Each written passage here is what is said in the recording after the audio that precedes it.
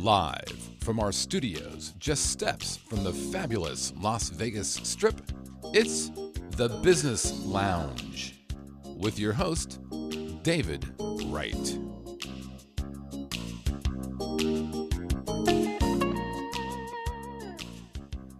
Hi, I'm your host, David Wright, and welcome to the Business Lounge. With me today, I have Clay Overlien. Clay is the Senior Vice President of Finance for Cornerstone Merchant Services. Clay, thank you for being on the show. I appreciate you taking time out of your day today. David, thank you for the privilege of being here. It's a great opportunity. So, a lot of people are familiar or may not be familiar with merchant services. So, talk to me about Cornerstone and how you came to be at Cornerstone. Well, I began my banking career with the original Valley Bank of Nevada back in 1990. I left the City National Bank approximately 2.5 years ago to be the banker liaison, if you will, for Cornerstone Merchant Services, which is basically a credit card processing company. We're the largest independently owned end-line processor in the state of Nevada. Wait, I gotta stop you right there, because you went right by me. End-line processor. So what is an end-line processor? Glad you asked, because that is key when a business owner is looking for a merchant services company to process for them. You need to use an end-line processor. That means someone who is big enough and has enough is big enough to buy directly from Visa and MasterCard. We have no middleman fees. There are many people, and it's okay to work as an agent for other companies and such, but typically they are being paid a middleman fee to process for you. So we go directly to Visa, MasterCard, we answer directly to them. So if I was to put that in the retail framework, there are the manufacturers, there's the jobbers or the wholesalers, and then there are the retailers. You got rid of the jobber or the wholesaler and you go direct to these. How does that impact my bottom line as a business owner? When I think about that, I think processing of credit cards is it's one of those things that businesses go, yeah, I got to do it, but do I really want to do it? So talk to me about how that changes your price point in the marketplace. Well, you're absolutely correct. A lot of business owners, they will receive 2 or 3 telemarketing phone calls a day that can be very annoying from merchant service telemarketers. We are being the largest Nevada-based company. If you're here in Nevada, you can actually come visit our offices. When I was a banker, I had one rule of banking with Clay. Now I have the one rule of processing with Clay. That's you must come into our office and meet the people who are actually processing for you. To answer your question a little more succinctly, because of our low overhead and the fact that we buy directly from Visa, MasterCard, I have never been bested in a bid by anybody. So our pricing is excellent. When I speak with business owners, I say there's the CBAs of processing, and they go, don't you mean ABCs? And they say, no, CBAs. C ought to be pricing. Should be a given that you're getting the best pricing. B should be, does your company teach you about the liability of accepting credit cards? And A is, does your company educate you on the security involved that you should have in place when processing your daily revenue? So I know when people look at pricing, there are a lot of people that always want to beat people on price, and that's usually the worst experience that you're going to have, because usually when someone gives you the cheapest price, they either leave out components or they don't service the way you're supposed to. And what I heard you say is not only will you help me process credit cards, but you're going to educate me. And I know fraud has been a big, major hit in the marketplace. We've seen, hacking. In fact, just the other day, I think 1.3 billion people were hacked. Just about everybody on the planet. Account was hacked by a Russian mob group. What would you tell a business owner? How can I protect not only myself but my clients when it comes to processing their credit cards or debit cards? Pay attention to who's processing for you. And once again, go visit their office, meet them if you can, and find out what they're about.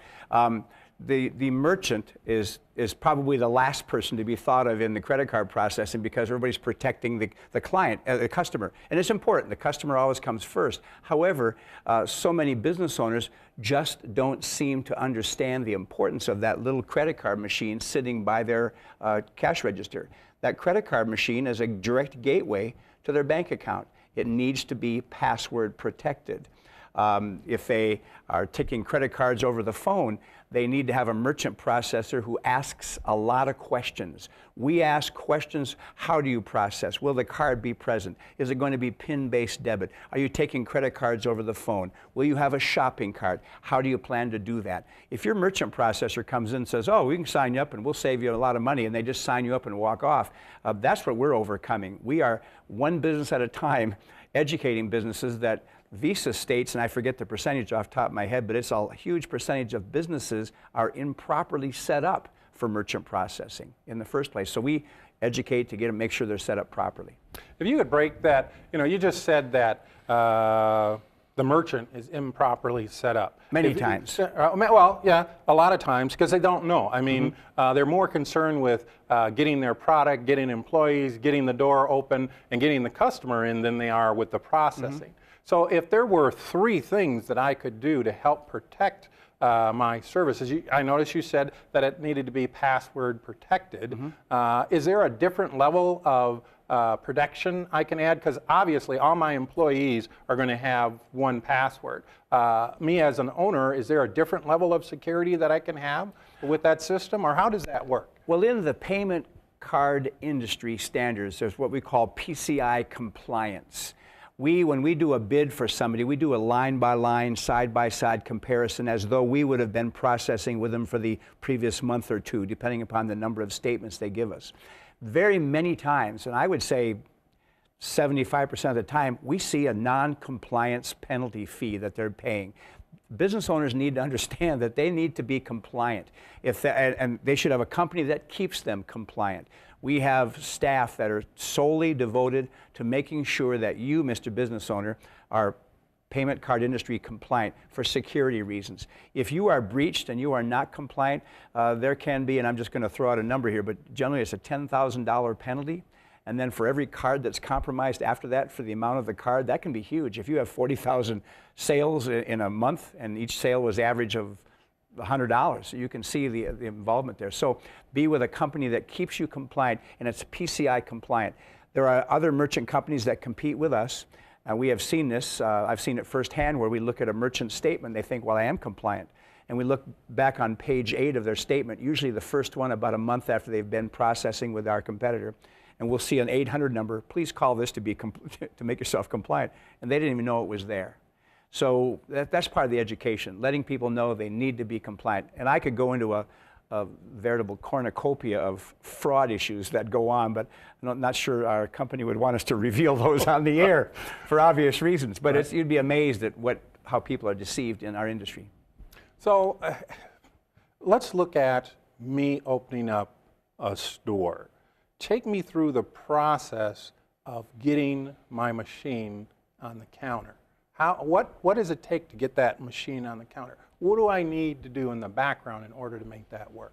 Well, depending upon your phone line, your computer line, that sort of thing, we pre-program the machine at our office. So when we bring it to you, it's not a matter of you having to do anything really other than unplugging, putting a phone line in and plugging it into the wall.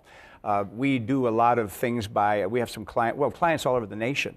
So for those that we are not able to go to personally, and we do a lot of personal calls, for those, we will pre-program them in our office, which, by the way, is located in the Acuity Financial Center, corner of Charleston and Buffalo. Got to tell you that. And we pre-program it. Then when you receive it in the mail, if you're, say, in St. George or in Vermont, or even we have clients in Alaska, it's already pre-programmed. Then our computer tech, or IT tech, Hugo, he will call them, set up a time to call them, and walk them through it over the phone so they can simply plug it in and make sure it's tested correctly. So basically, a credit card machine, we would come to you, fill out an application. It's not a contract. We are performance-based. You will never sign a contract with us, but you will sign a merchant agreement giving us permission to process.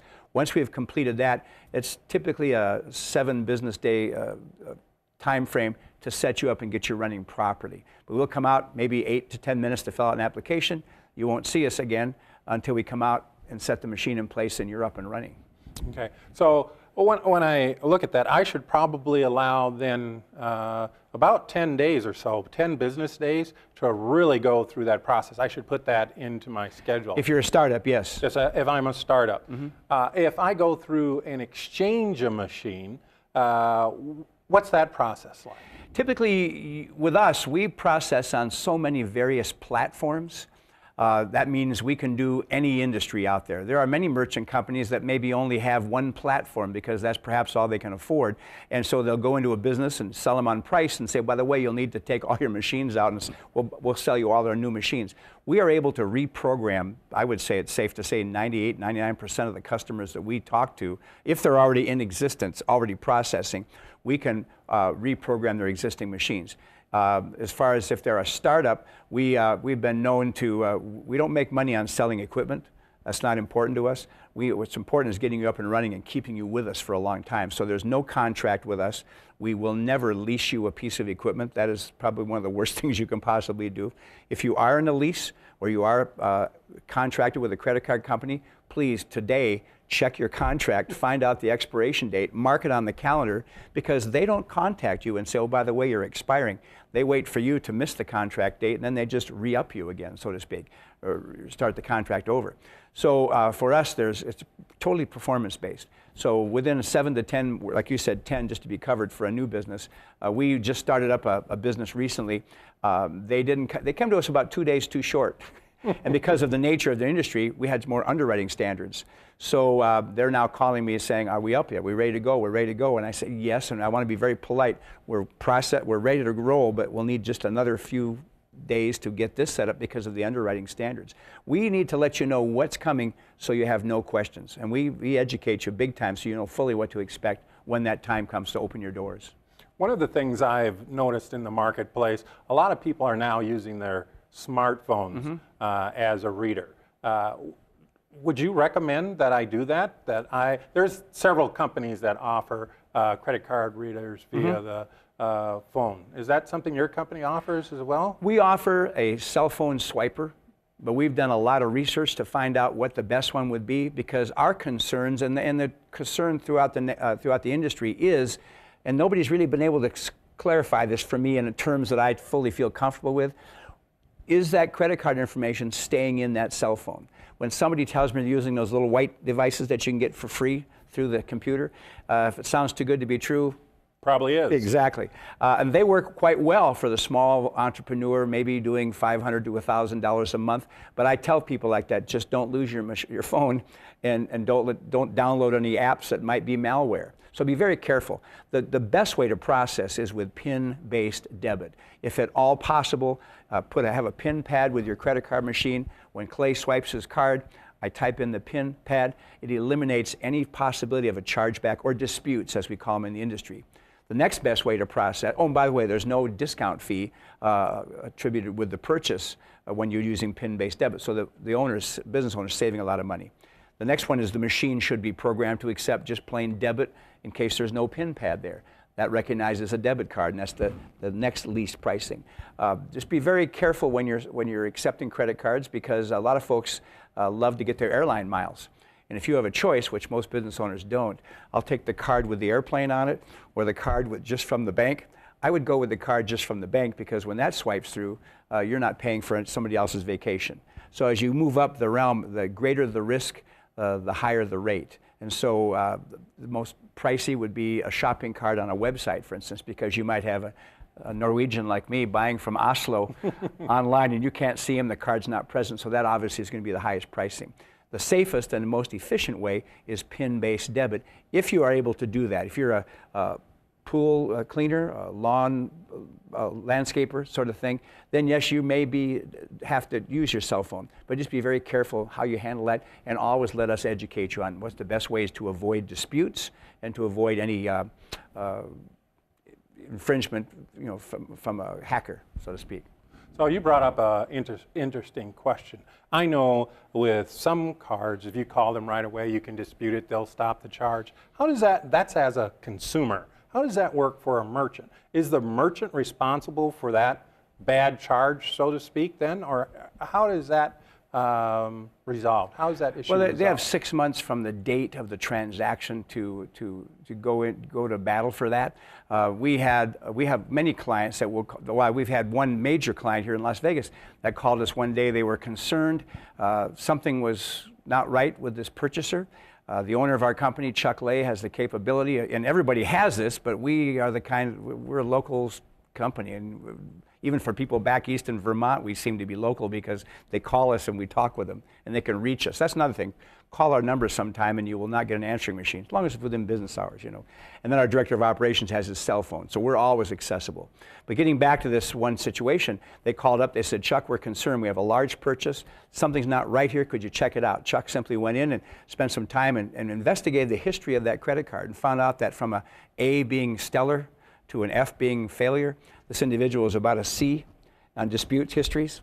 So he suggested to the owner, well, this is where they are. If you decide to take it, here are the steps to take to avoid, to make sure you win any disputes that come by. But typically it's a 6-month period from the time of the date of their original transaction to the end. So you need to catch this if there's any issues in that period of time. So, you know, that brings up an interesting question, because you just basically told me that there are people that buy things that they will dispute that. Not, you know, I know that there are people that go to certain big box retailers and they purchase and return or don't purchase and return products all the time. But when you look at that, is there a time span that I should check my account? So I know typically most people will check their bank account on a monthly basis. They'll go through, they'll do the reconciliation. I bought this, I bought that. This is for power, this is for gas, this is for gasoline, this was my insurance, my mortgage, whatever. And they'll go through and they'll reconcile that. How often would you recommend that a merchant or a business owner reconcile that statement? Is that something that they should be doing on a daily basis, and why? Well, there is a retail owner here in Las Vegas that experienced a situation where over the phone some things were done under the guise of, I'm your processor, let me help you reprogram your machine for PCI compliance, and they didn't catch it for 3 days and it cost them a number of thousands of dollars. So yes, I personally, for me, I happen to have bank by phone, but I'm just talking about Clay Overlien, his little debit card. I'm almost on my bank by phone on a daily basis. Not because I'm fearful of anything, but I don't like reading statements, so I'm always checking my bank by phone. You know, with this Russian issue where they were saying it was Russia allegedly, or who knows who's taking large numbers, I've learned that in the fraud, the people who are experts in fraud say, watch your statements for just a penny, or watch it for a nickel. Some odd little number that comes through, because what I've understood, and I've heard this just on the news like everybody else listens to, that if I were to steal millions of credit card numbers, I might just take a penny from somebody and see if they notice it. You know, if you take enough pennies from enough people, you're still doing all right. But if you notice that nobody's closing those accounts up, maybe then they go a nickel. Then they go, oh, this person's not really watching. And so they start doing some large transactions there. I would say watch it, I would say on at least a weekly basis, but perhaps even daily if you can. With the banking like it is, you can check your online banking quite simply, quite easily.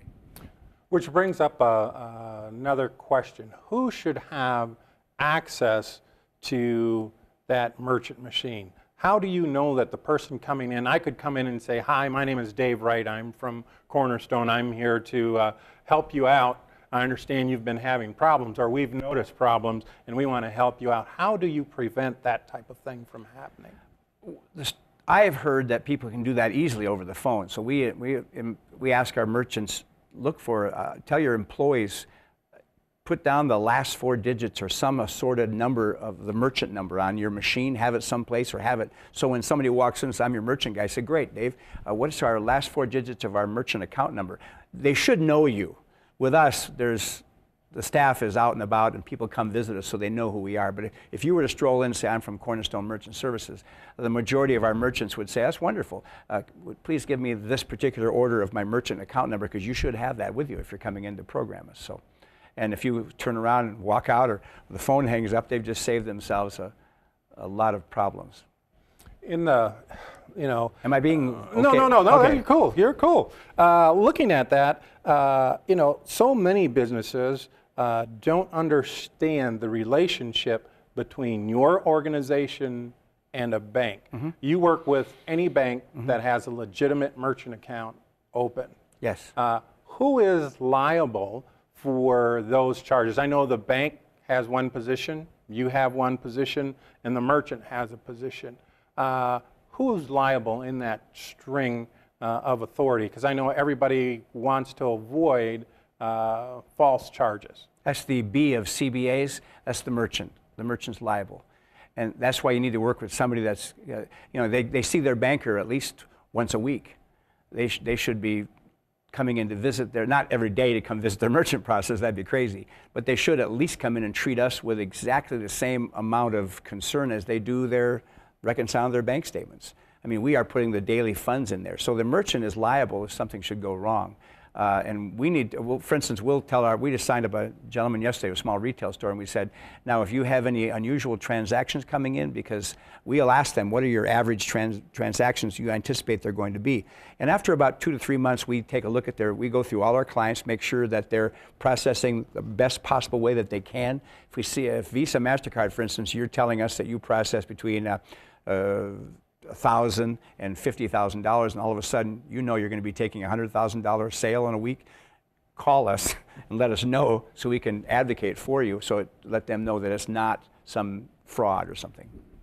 So when you look at that, then I should have, as the merchant in my mind, a price point that I should be looking at during the day or a week and say to you, I'm going to process on average $1,800 a day. Mm-hmm. We're open 6 days a week. Thereby, I've got X amount of dollars coming through. And should I go, especially with like Thanksgiving and Christmas and mm-hmm. that on the horizon, and looking at that, if I plan to increase by 25 or 30%, I should probably be giving you a call to Absolutely. Okay. And we should be asking you a lot of questions, and shame on us if we don't ask, or the merchant company, that if we don't ask the questions. We want to know how you plan to process and what you anticipate for changes down the road. Just like you just said, the big holiday. When is your busiest season? How does that impact your price point? Is there any person you won't process for? Is there any type of business that Cornerstone says, no, we're not processing that business? Well, and right now, if my boss is watching this, he's going to say, what's Clay going to say in this deal? When Chuck Lay started the company back in about 11 years ago now, Visa, MasterCard actually called him. He was working in Silicon Valley 25, 30 years prior to that. He was responsible for writing all the codes, all the specifications for what we now know as the new credit card machines, post-Knucklebuster. Mm-hmm. So when he moved to Vegas to retire, they reached out and said, we'd like you to open up a merchant account company because you have all your certifications, your credits in Vegas, because at that time, Vegas was the highest incident of fraud, the city with the highest incident of fraud in the nation. So Chuck said, I'll do it, but I want to be able to restrict. And as a faith-based company, there are certain industries that we will not do. Basically, some of the questionable things. I'll just leave it at that without offending anybody in particular. Talk with us off camera. We'll tell you who we don't do. But the power of that statement, though, is that Chuck is that respected that Visa, they said, well, the first time, you can't restrict. Well, okay, then he said, I won't do it. They called him back 3 months later and said, okay, what do you want to restrict? And based on his values, and we're an integrity and morally driven business because we know who butters our bread, so to speak, being a faith-based mm-hmm. company, Christian company. So Chuck stood his ground, and he's probably the only one I know that might be able to restrict, and he'll let you know when we talk with him. Can I be more vague? Yes, I can. That was very diplomatic and Thank you, PC. Sir. That was very good. So, to recover from that, it's selfless plug time. So let people know how they can get a hold of you. It's your 30 seconds of fame. Cornerstone Merchant Services is located on the southwest corner of Charleston and Buffalo in the Acuity Financial Center.